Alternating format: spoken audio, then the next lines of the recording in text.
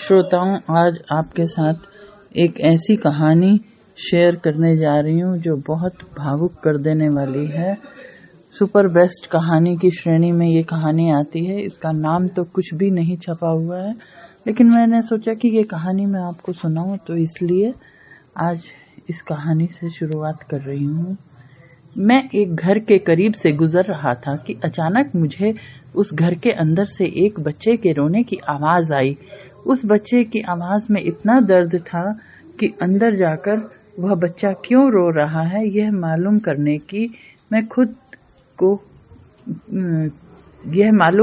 की कोशिश से मैं खुद को रोक नहीं सका। अंदर जाकर मैंने देखा कि एक माँ अपने 10 साल के बेटे को आहिस्ता आहिस्ता से मारती है और बच्चे के साथ खुद भी रोने लगती है। मैंने आगे होकर पूछा, बहन जी, आप इस छोटे से बच्चे को क्यों मार रही हो जबकि आप खुद भी रोती हो? उसने जवाब दिया, भाई साहब, इसके पिताजी भगवान को प्यारे हो गए हैं और हम लोग बहुत ही गरीब हैं। उनके जाने के बाद मैं लोगों के घरों में काम करके घर और इसकी पढ़ाई का खर्च बमुश्किल उठा पाती हूँ, और यह कमबख्त रोजाना स्कूल देर से जाता है और रोजाना घर देर से आता है। जाते हुए रास्ते में कहीं खेल कूद में लग जाता है और पढ़ाई की तरफ जरा भी ध्यान नहीं देता है, जिसकी वजह से मैं रोजाना अपनी स्कूल की वर्दी गंदी कर लेता है। मैंने बच्चे और उसकी माँ को जैसे तैसे थोड़ा समझाया और चल दिया।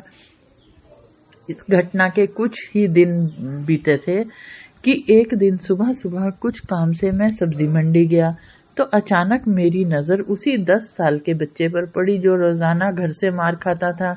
मैं क्या देखता हूँ कि बच्चा मंडी में घूम रहा है और जो दुकानदार अपनी दुकानों के लिए सब्जी खरीदकर अपनी बोरियों में डालते तो उनसे कोई सब्जी जमीन पर गिर जाती थी तो वह बच्चा फौरन उठाकर अपनी झोली में डाल लेता। मैं यह नजारा देखकर परेशानी में सोच रहा था कि यह चक्कर क्या है। मैं उस बच्चे की चोरी चोरी पीछा करने लगा। जब उसकी झोली सब्जी से भर गई तो वह सड़क के किनारे बैठकर उसे ऊंची ऊंची आवाजें लगाकर वह सब्जी बेचने लगा। मुंह पर मिट्टी, गंदी वर्दी और आंखों में नमी। ऐसा महसूस हो रहा था कि ऐसा दुकानदार जीवन में पहली बार देख रहा हूँ। अचानक एक आदमी अपनी दुकान से उठा और जिसकी दुकान के सामने उस बच्चे ने अपनी नन्ही सी दुकान लगाई थी, उसने आते ही एक जोरदार लात मारकर उस नन्ही दुकान को एक ही झटके में रोड पर बिखेर दिया और बाजुओं से पकड़कर उस बच्चे को भी उठाकर धकेल दिया।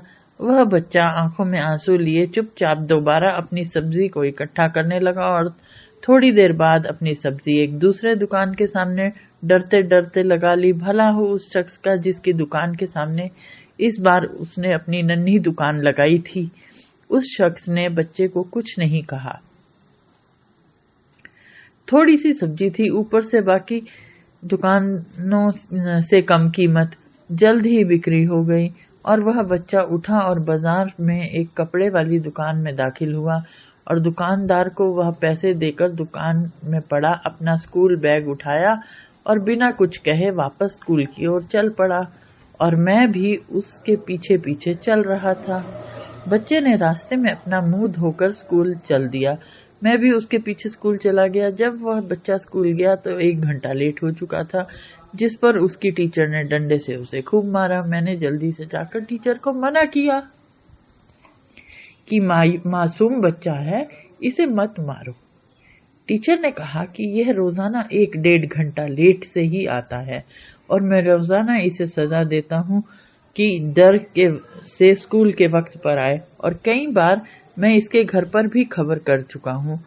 खैर, बच्चा मार खाने के बाद क्लास में बैठकर पढ़ने लग गया। मैंने उसके टीचर का मोबाइल नंबर लिया और घर की तरफ चल दिया। घर पहुंचकर एहसास हुआ कि जिस काम के लिए सब्जी मंडी गया था वह तो भूल ही गया। मासूम बच्चे ने घर आकर माँ से एक बार फिर मार खाई। सारी रात मेरा सर चकराता रहा। सुबह उठकर फौरन बच्चे के टीचर को कॉल किया कि मंडी टाइम हर हालत में मंडी पहुंचे, और वो मान गए। सूरज निकला और बच्चे का स्कूल जाने का वक्त हुआ और बच्चा घर से सीधा मंडी अपनी नन्ही दुकान के इंतजाम करने में लग गया। मैंने उसके घर जाकर उसकी माँ को कहा कि बहन जी, आप मेरे साथ चलो, मैं आपको बताता हूँ कि आपका बेटा स्कूल क्यों देर से जाता है। वह फौरन मेरे साथ मुंह में यह कहते हुए चल पड़ी कि आज इस लड़के की मेरे हाथों खैर नहीं, छोड़ूंगी नहीं उसे आज। मंडी में लड़के का टीचर भी आ चुका था। हम तीनों ने मंडी की 3 जगहों पर पोजीशन संभाल ली और उस लड़के को छुपकर देखने लगे। आज भी उसे काफी लोगों से डांट फटकार और धक्के खाने पड़े और आखिरकार वह लड़का अपनी सब्जी बेचकर कपड़े वाली दुकान पर चल दिया। अचानक मेरी नजर उसकी माँ पर पड़ी तो देखता हूँ कि वह दर्द भरी सिसकियां लेकर लगातार रो रही थी और मैंने फौरन उसके टीचर की तरफ देखा तो वह बहुत शिद्दत से, उसके भी आंसू बह रहे थे। दोनों के रोने से मुझे ऐसा लग रहा था जैसे उन्होंने किसी मासूम पर बहुत जुल्म किया हो और आज उनको अपनी गलती का एहसास हो रहा हो। उसकी माँ रोते रोते घर चली गई और टीचर भी सिसकियां लेते हुए स्कूल चला गया। बच्चे ने दुकानदार को पैसे दिए और आज उसको दुकानदार ने एक लेडी सूट देते हुए कहा कि बेटा, आज सूट के सारे पैसे पूरे हो गए हैं, अपना सूट ले लो। बच्चे ने उस सूट को पकड़ कर स्कूल बैग में रखा और स्कूल चला गया। आज भी वह 1 घंटा देर से था। वह सीधा टीचर के पास गया और बैग डेस्क पर रखकर मार खाने के लिए अपनी पोजीशन संभाल ली और हाथ आगे बढ़ा दिए कि टीचर डंडे से उसे मार ले। टीचर कुर्सी से उठा और फौरन बच्चे को गले से लगा लिया। इस कदर जोर से रोया कि मैं भी देख ना सका। अपने आंसुओं पर काबू न रख सका। मैंने अपने आप को संभाला और आगे बढ़कर टीचर को चुप कराया और बच्चे से पूछा कि यह जो बैग में सूट है वह किस लिए है। बच्चे ने रोते हुए जवाब दिया कि मेरी माँ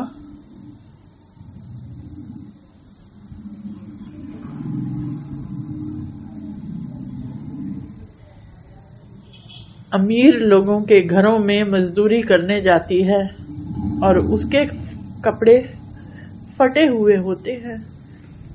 कोई जिस्म को पूरी तरह से ढकने वाला सूट नहीं है और मेरी माँ के पास पैसे नहीं है, इसलिए अपनी माँ के लिए यह सूट खरीदा है।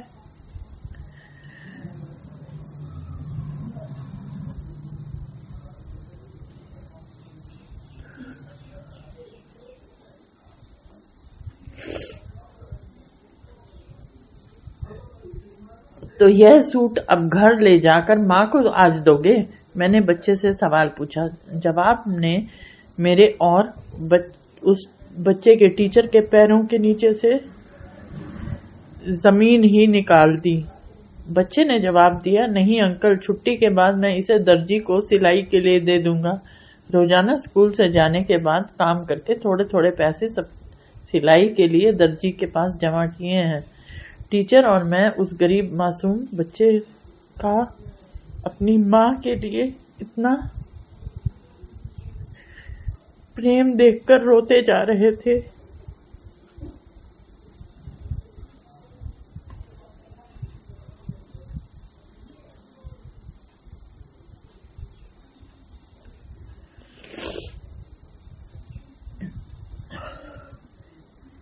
हम सभी तो वो सारी खुशियां सेलिब्रेट करते हैं, पर इस बार ऐसा करें कि हम